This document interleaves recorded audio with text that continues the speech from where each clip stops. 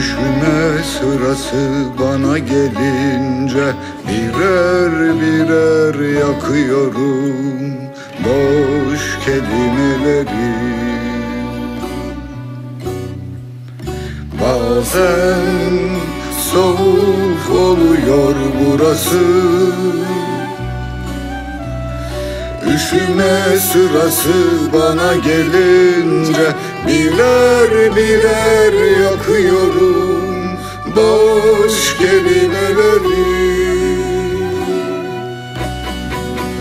En çok da umutsuzluk yanarken ısıtıyor yüreğimi.